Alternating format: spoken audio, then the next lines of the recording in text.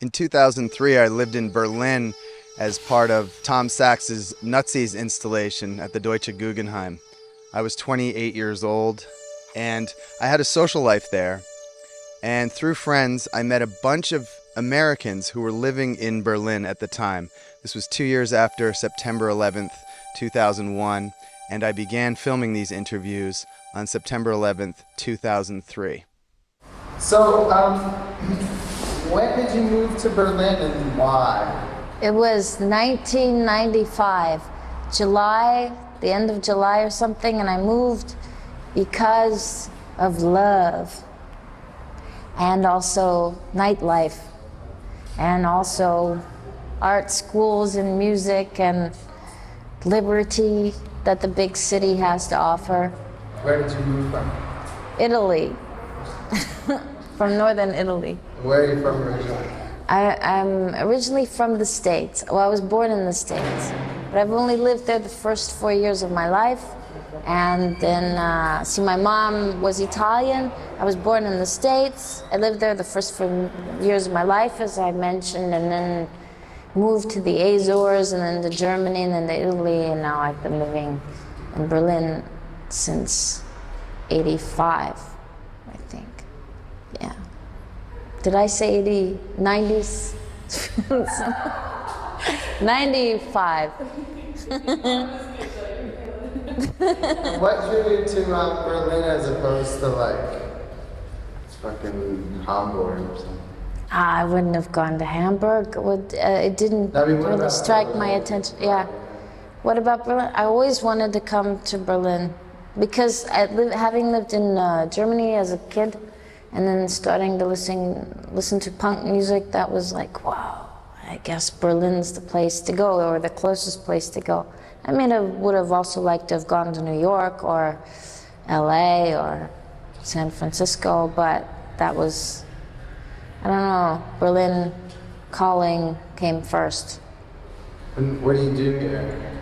I do music and art, and I fart around a lot.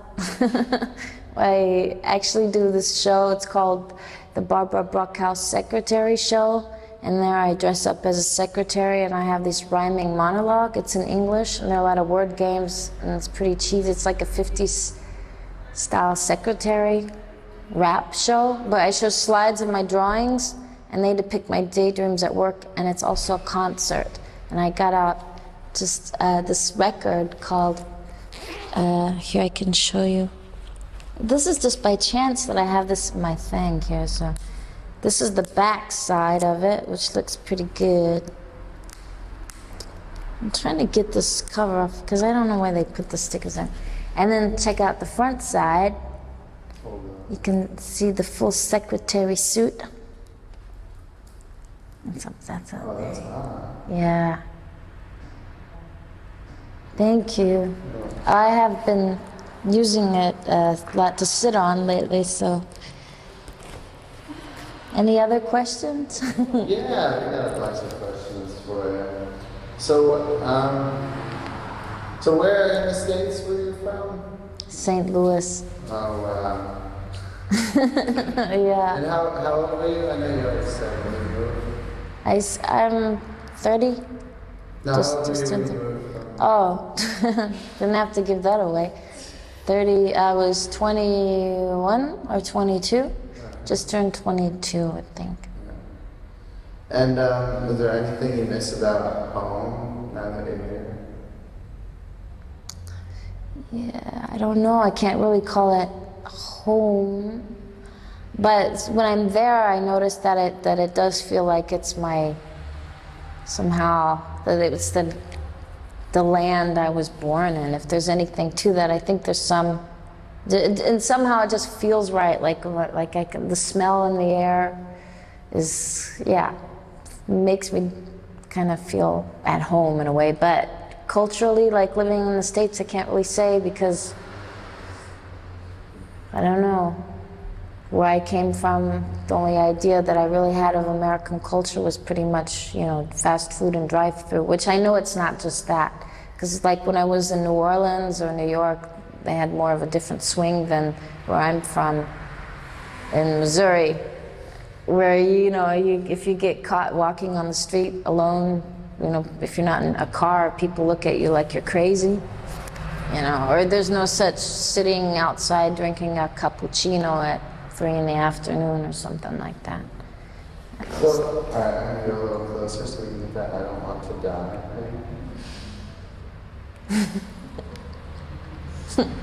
So why don't you live in the States anymore? Well, I don't want to die.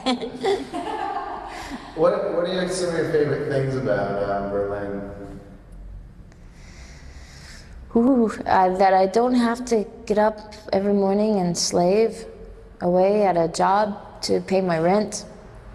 And I like, of course, the tempo here, all the things there are to do, the spaces for artists, and I'm sure there are many more things, but those are the easiest ones.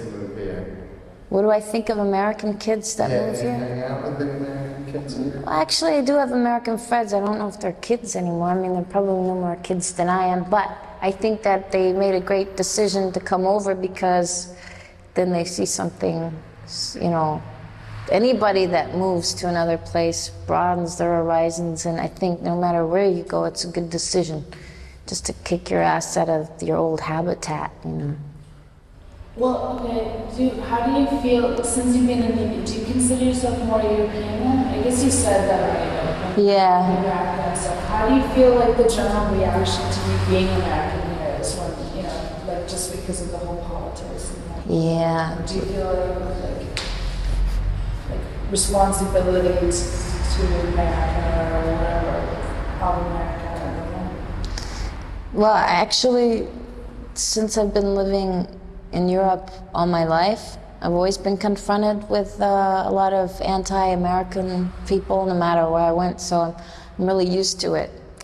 And maybe some of it I can understand too, not all of it, because I don't like closed-mindedness no matter where I go, and there's a lot of closed-mindedness on both sides, But in today's situation with America, I think that a lot of criticism is just, but you can't criticize, of course, the people on whole. But yeah, I mean, I do feel it, but I don't really feel it here because, I mean, come on, we're living in a big city in Berlin. But if I was to stand out as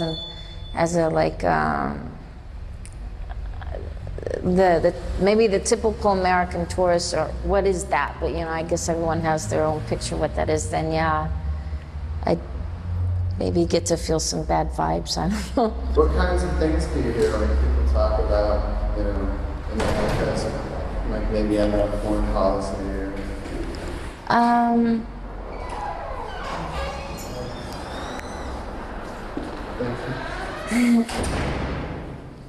Well, actually, depends on whom I speak to. I mean, depends on whom I speak to, because look, if I'm half Italian, if I go to Italy, then there are a lot of,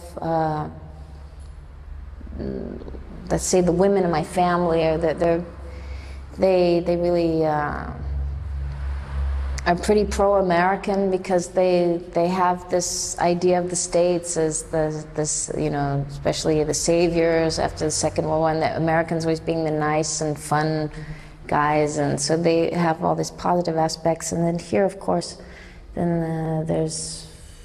I confront people that think it's just absolutely shitty what's going on there, and politically, I think that was the question, right, more or less, yeah. But I mean, I'm not happy at all about the government in the States. I think it sucks with Bush, so actually.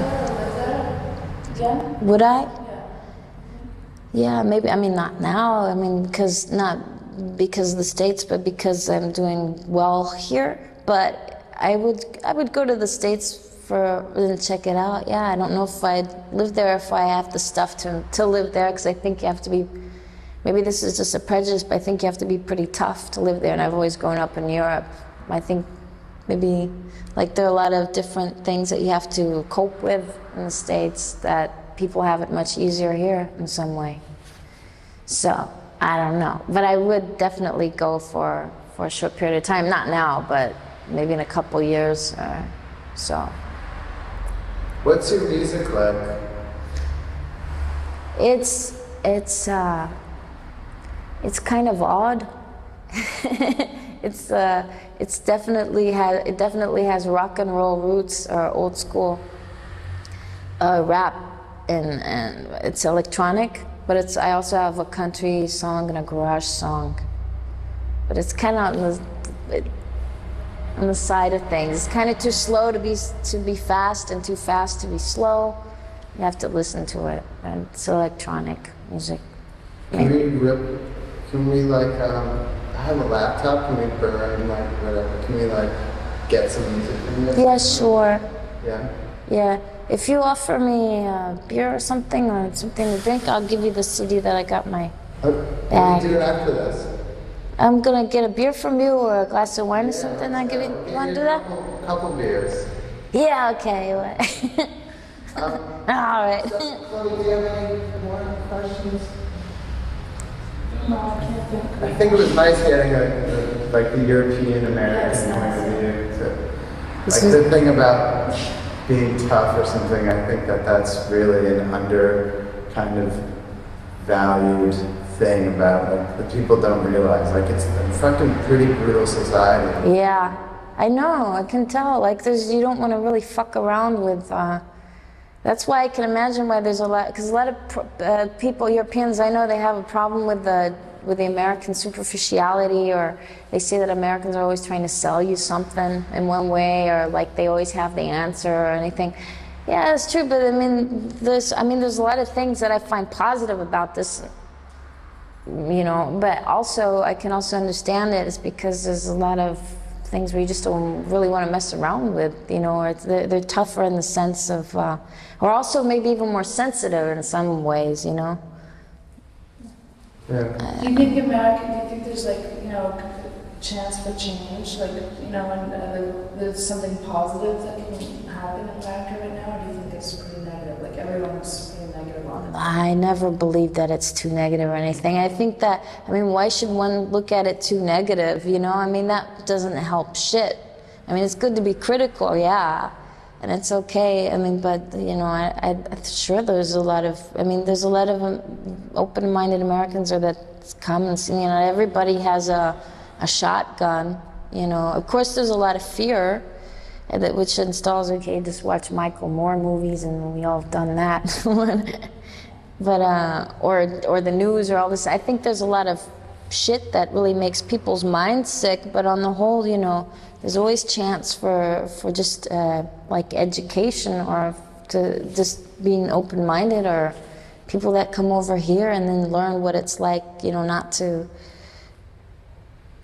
be afraid to walk alone on the street at night. I mean, I don't want to generalize it. Maybe there are a lot of parts where you can, but the opinion that I have, or the experience that I have in the States, is that you don't really have too much freedom to do that. You don't have much freedom to smoke anywhere, or to drink alcohol. I mean, that's all taboo. But actually, if people were allowed to do that more, I don't think that there would be such crass differences to what's normal, and then those that flip out or something. I don't know. You know what I'm saying? Yeah. There was a bit more bit more tolerance, and not so many no-nos. I think people would be. To the people, give them responsibility instead of treating them like children.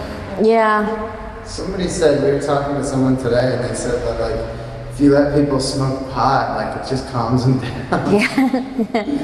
You know, why not? That's what we need, I think.